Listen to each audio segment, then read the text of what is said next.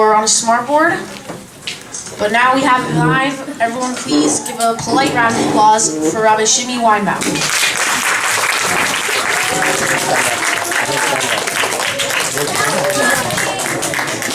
Will everyone please stand up?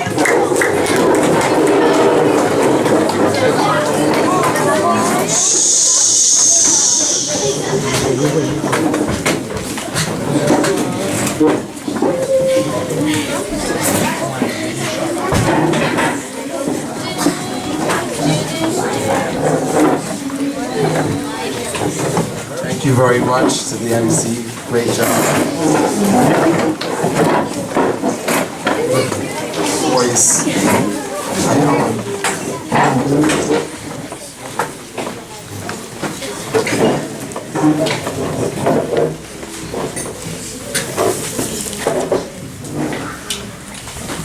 It's really amazing to be able to be here. Normally by the rally, you get to see me, and I don't get to see you. And it's really nice to be able to be here and to be able to see you. It was so beautiful to stand here in this room, to be able to listen to you boys saying the story, being the MC.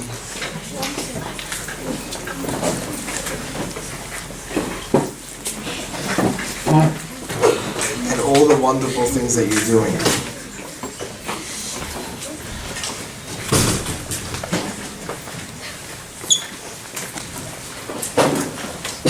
All of you know, because you just learned in the parsha,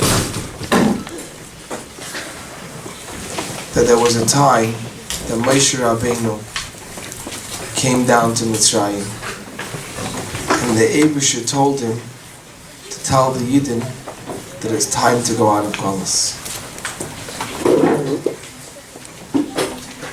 During the summer, I was reading through a book that is a collection of pamphlets that were given out like we have the Hachal every week. In those days, in those years, Tashin Gimel, Daled and Hay, there was a publication that used to come out, what was called Hakriya V'Hakdosha. And in the summer this year, I was reading through one of those pamphlets, and I saw something unbelievable. That the Rebbe writes over there,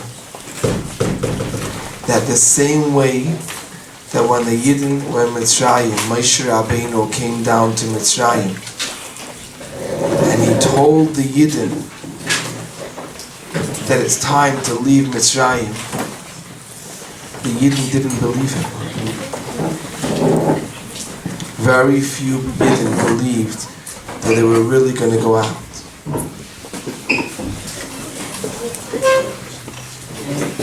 You know what it was like when the Yidden were in Mitzrayim.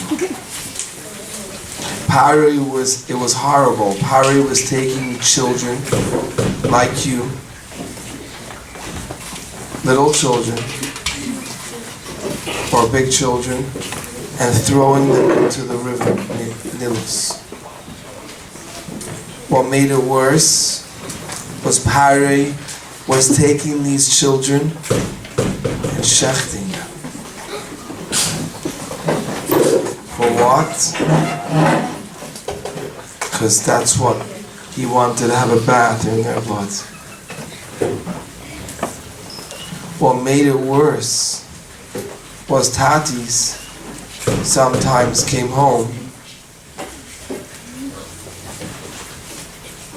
and they told their mother, their wife, the mother of the children, that we have one less child because I had to use him today as a brick in the wall. You all know how much your parents love you. You can't imagine what a galus that is, that a father has to take their own child and use his child as a brick in the wall.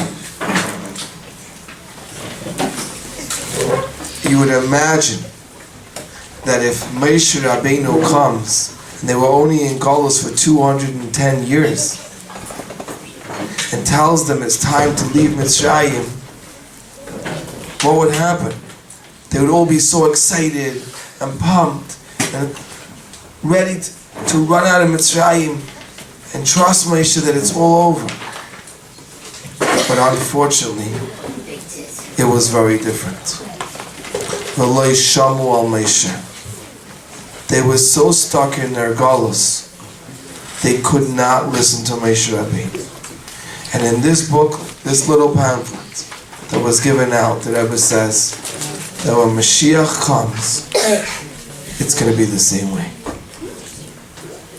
We are the same neshamas that lived in those times.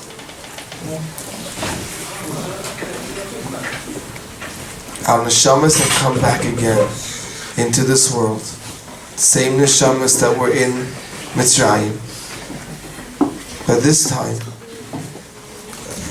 we have a mission not to get caught up in the galus that we're in and just to continue living our lives as if everything's okay and saying we're comfortable in galus.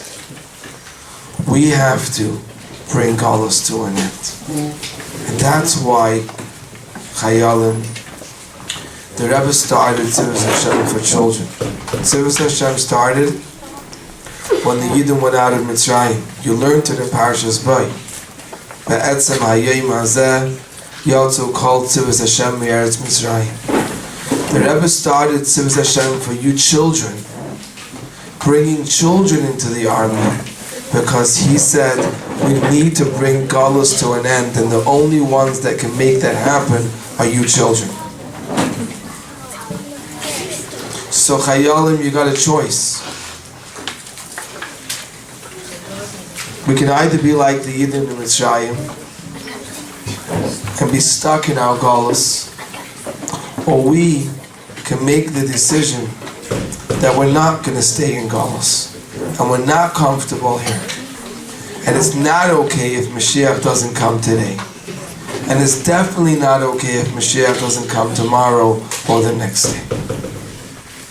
And when the Eibishter sees, boys, that you are serious, and it's not okay for you to be in galus, and you ask the Eibishter with an emes, then not only will you be helping yourself, but you will be able to help Klal Yisrael and take all Yidden out of galus.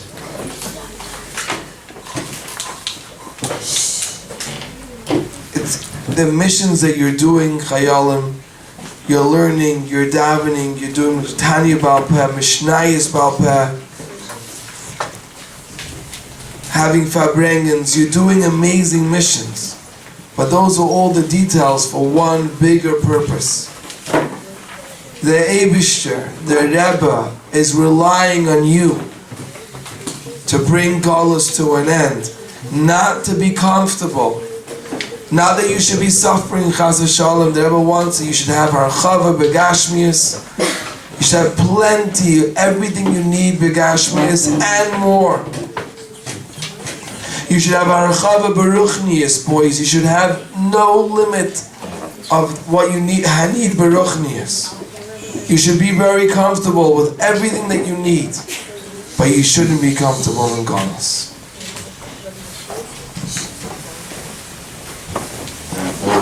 I want you to realize, when I was your age, we didn't have phones like this. It's not what we had. You know what the phones that we had? They were the rotary phones, like they have in the museums, like we said on Shabbos, right? The world has changed. Today you boys have so much more than we had in those days. And you look back and you say, wow, it's so cool, all this technology, it's unbelievable. You know what? It is, in comparison to when we were children. And what we had when we were kids was so cool compared to what our parents had. But I want you to realize, boys, one thing. 70 years of the greatest pleasures in this world doesn't come to... You can have the greatest pleasure for 70 years in this world.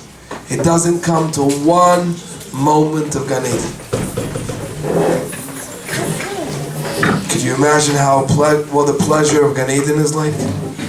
A person can have the greatest pleasure in this world for 70 years.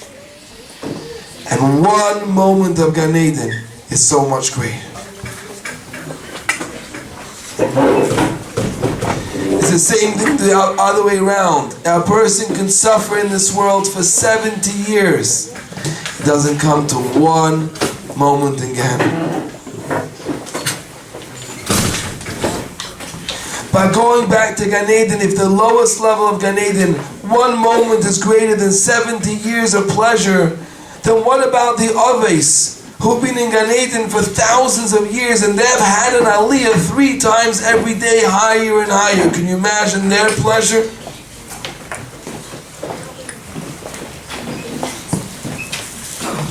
But boys, those Oves, Chayolim, the Oves in Gan Eden, for after thousands of years and the highest, higher and higher and higher, are waiting for one thing, for Mashiach to come, because whatever they have is nothing in comparison to the way it's going to be when Mashiach comes. Nothing. Because when Mashiach comes and we'll be able to see B'ro, Kol Basa Yachta, with our own eyes, we'll be able to see the Eibishter. It won't be what's called Tainug Nivra, the pleasure of a creation. It'll be Tainug Baita, it'll be the pleasure of the Eibishter, and there's nothing that can compare to that. So should we be excited and pumped about some silly little toys? Or is that nothing in compared to Gan Eden, and is Gan Eden nothing compared to Mashiach? There was one rally. I think from all the rallies that I've ever heard from the Rebbe, there was over 80 rallies. This was the most strongest rally that I ever heard from the Rebbe. During the rally, there was one boy that was playing with a toy.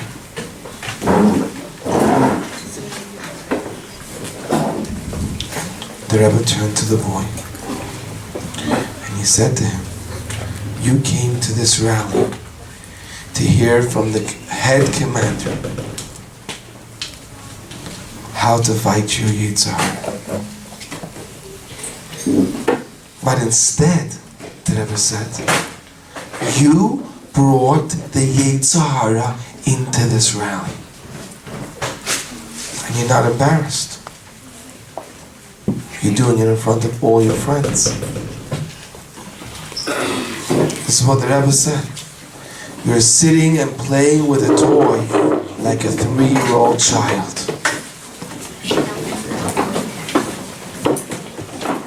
And you know what the Rebbe said to him after that? You just said the Psukim. In the Psukim you said, Sos v'someach v'simchas Hashem. What should we be happy from? What makes Hashem happy? Instead of being happy for what makes Hashem happy, you'll be getting your happiness from a toy. Instead of being a soldier in Hashem's army and Hashem being your commander-in-chief, who's your commander-in-chief? Yourself. Yitzhar.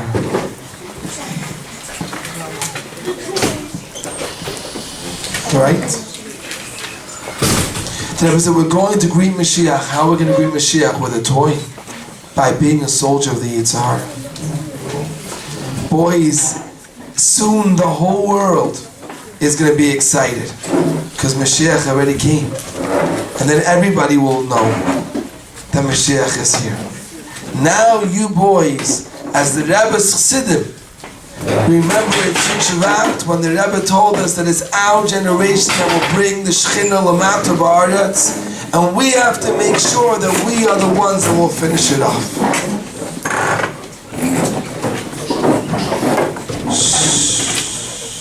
Boys, Chayolim.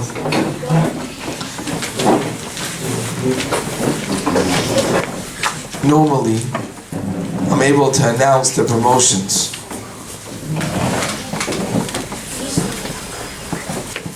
On the rally. But I never get the schos to actually be able to give medals that were earned to Chayolim. No? Today, I was able to bring with me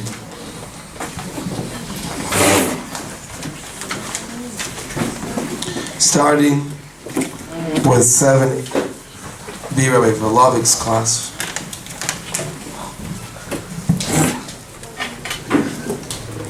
You have to realize, do you know how many weeks you have to do missions to earn a green medal? Anybody know?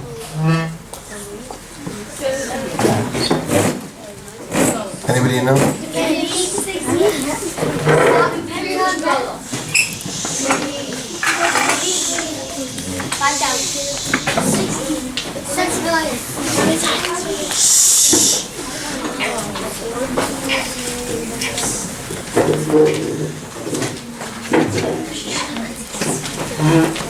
Boys, I want you to realize that to earn a green medal,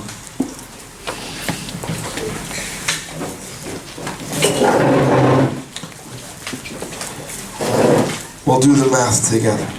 Anybody know how much 15 plus 20 is? 35. What's 35 plus 25? 60. Very good. 60 plus 30? 90. 90 plus 35? So to earn a green medal, how many weeks do you have to do your missions? 125 weeks of doing your missions.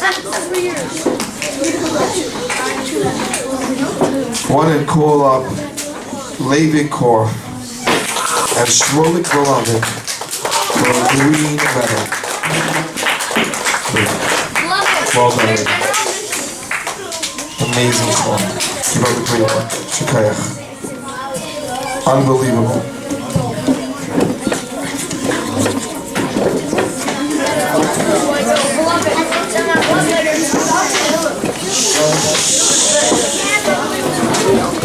And now, from 6A, from our Friedman's class, there are 3 boys who I would like to call up. One of them who was here before. Remember that even the red medal is 15 plus 20. 35 weeks of doing his Iskashrus mission, Menachem Mendel Kunin. Okay, well done.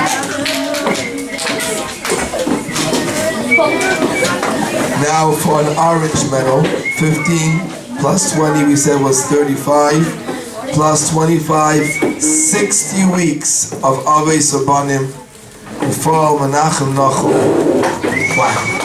60 weeks of learning with his father, Ishakaya. That's a lot.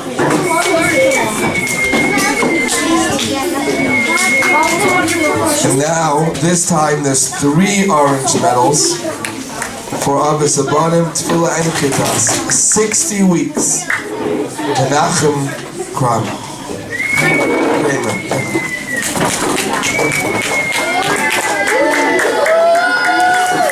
60 weeks. Amazing. Keep up the great work. Check out.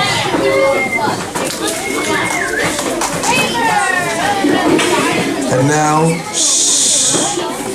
from Rabbi Hech's class.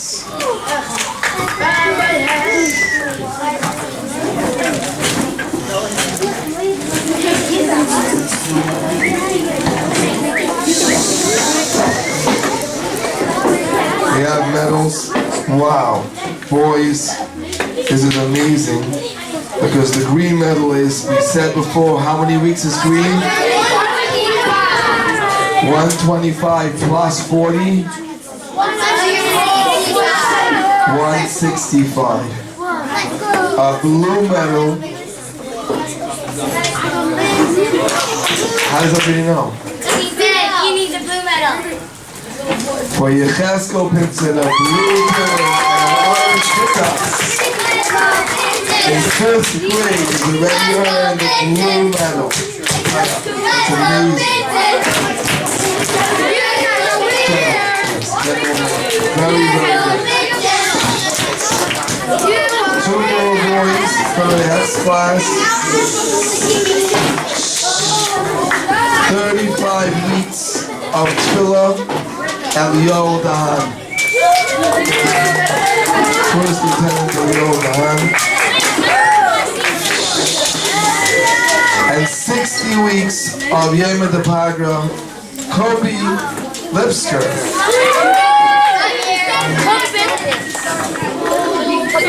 Kobe, stand here. Can you take it for them? Please. Just give it to me, hold it to him. Thank you. Fantastic job. Chayolim, let's move on to 5B. There's a lot of medals in this class.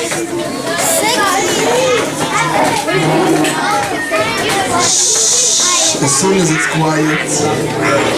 Wow, boys, another blue medal. Away. 3, 2. And when I say 1, it should be absolutely quiet, or I will tell Rabbi Weinbaum he cannot give out the last medals. And if from the older boys someone talks, I will have to disqualify you if you do win something from the auction. Everyone should be sitting in their place as a reset.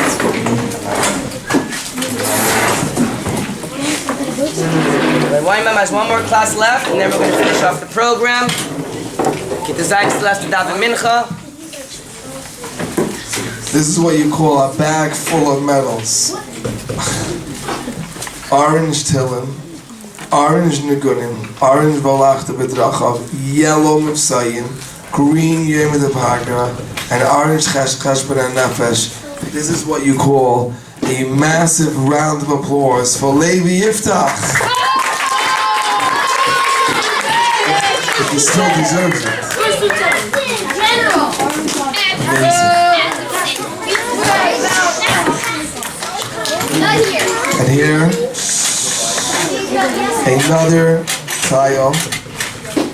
Also, orange tefillah, good and white, red Mifsayim, yellow Yom Pagra, Yisrael Beidelman.